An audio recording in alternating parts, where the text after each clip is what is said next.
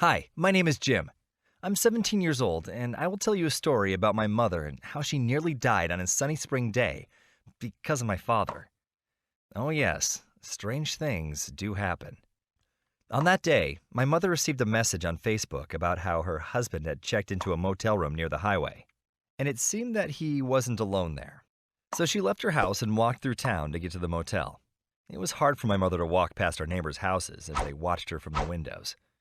Somebody even left their house to take a closer look. And it's no wonder.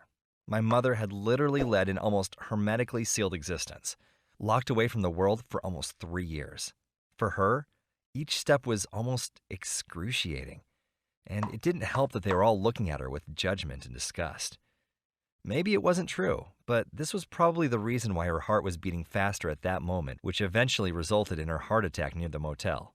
Oh, one last thing I haven't shared. My mother weighed more than 500 pounds. A long time ago, our family life was perfectly normal. I wouldn't necessarily say that we were particularly happy, but everything was normal. My mother, father, and my 3 younger brothers and sisters lived together in a small house on the outskirts of a little Texas town. The only person who earned money in our family was our father. My mother was a housewife and never worked, and honestly, we could hardly make ends meet with our father's salary.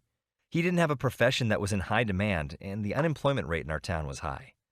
So our family was pretty poor. But still, I don't remember that I was really in need of anything in my childhood. It wasn't until the age of 12 that I understood what real poverty meant.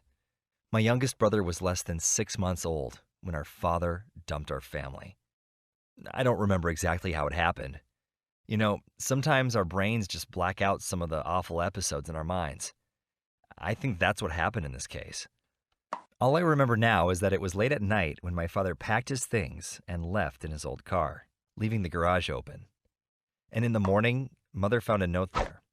It said that he couldn't live with us anymore, that this life was eating him up and he could not stand this endless family routine that didn't bring him any happiness. That was why he was leaving us in order to move to South America, while it was not too late, at least for him. Father didn't leave us any contact information, so we never found out if it was true or not. He didn't even tell us the name of the country he was going to. My mother was broken, and the news had nearly killed her, for 2 reasons. First, after her husband just up and left, she was all alone, with 4 kids, with no work, with no money, and even without a car. Second, everyone in our town immediately found out about my father's disappearance in detail, including the contents of the note he left. Well, you have to understand, when people know each other for so many years, it's hard to keep this news a secret.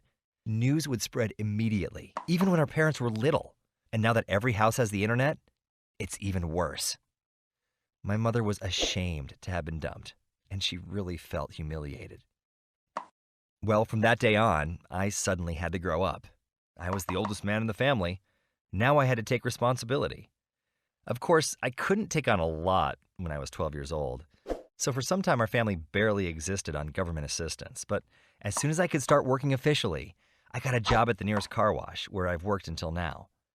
Work was not too hard, and the owner of the car wash was nice to me, but I didn't have any free time. I was always busy, at school, at work, or at home, where I had to share all the housework with my sister, cleaning, cooking, and looking after the younger ones. You might ask why I had to share all this with my sister. The thing is that my mom just completely stopped being herself and wasn't able to take care of us. For several years after my father left us, my mom tried to hang in there, but she couldn't fight her depression any longer. She became very sad.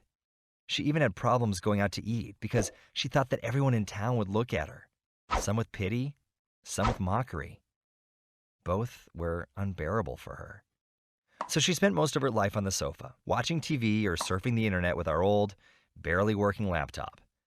And also, my mother ate very, very much.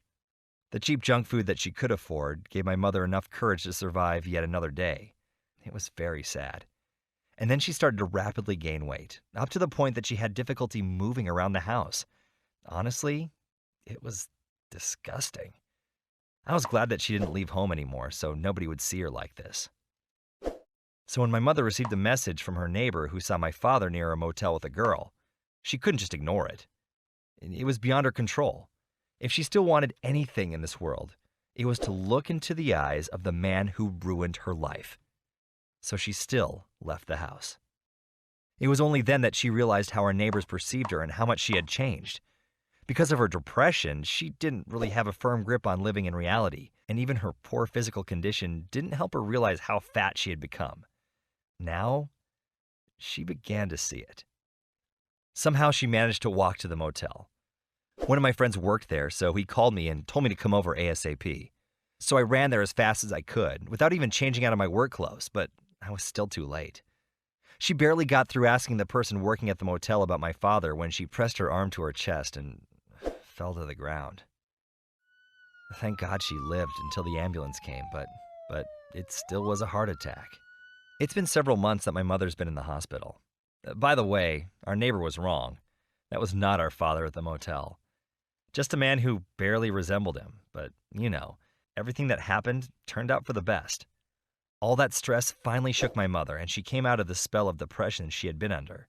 So now she's ready to be treated for obesity and the depression that caused it. And now she really wants to return to a normal life, so I'm hoping that everything will be fine. I hope you've never faced any of the problems that my family did, but maybe you need to share your stories too. Send them to the email address stated, and do not forget to take care of your